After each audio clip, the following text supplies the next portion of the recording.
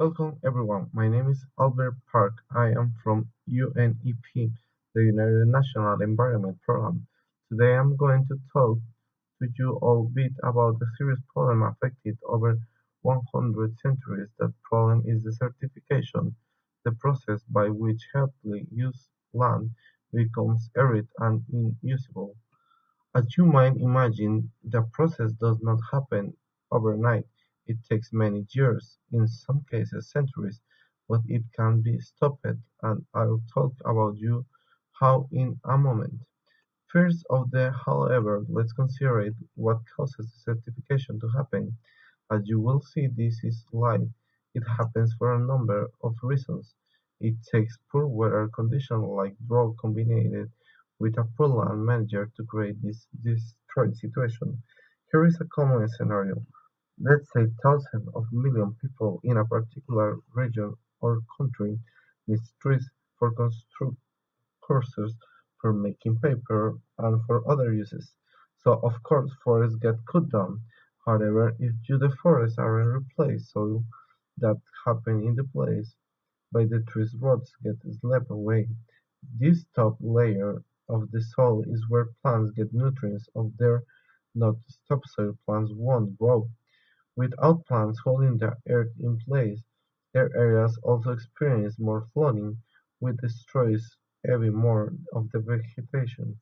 Over time, the land continues to suffer degradation until eventually it becomes barren and desert-like. Another contributing factor is overgrazing, and for example, this is when the people settle in one place, their livestock, cattle, goats, and sheep eat food growing in the same place of land years after years after years until all the minerals in the soil are used up. When that happens, farmers can no longer grow crops, so the result is that dirty lands. Away the farmers have to find other place to live. Not only that, but the cattle compact the earth with the house, drinking and water from irrigation and rainfall just runs off without penetration the ground, and if the land is not irrigated properly, the level of salt in the soil can rise through adding and degradation of the land. As I said, this is taking place in over 100 centuries around the world, and it's a problem that is affecting acres of unacres land, and obviously the loss of usable land affects the animals, people who live in these areas. This border spot will not support life, which means of the people have to elsewhere to support themselves. In effect, some experts predict that so many of 60 million people will have be displaced because of the certification by the year 2020, and this mass migration will of course put the strain of the existing resources and those areas the people move to. This is exactly what happens in parts of Africa and Asia, and in parts of Latin and North America.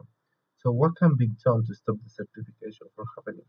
Well, there is many things that the people and the nation are doing to stop the spread of deserts. For instance, one solution is to plant young trees where deforestation was occurring. As the trees grow, the root will once wholly the earth in place, thus protecting it. People in some areas are planting rows of trees and building preference and the ended desertification to act and a windbreak to stop approaching in the sun. Obviously, proper crop rotation and resilience will help prevent soil erosion, and while using irrigation techniques and existing water supplies will also improve conditions. So all hope is not lost. There is we can do to stop the incurring desertification, but more steps need to be taken immediately. The programs in place in Africa and Asia and elsewhere need more funding and they need more publicity. That is one of the reasons that's where like the cover conference. Now if any of you would like to find out more about the certification and what's being done about it, there are many resources available. For instance, you could visit the UNEP website or the website for the USGS, the US Geological Survey. Both both sites have plenty of information, and I'd like to open up the floor to questions and comments.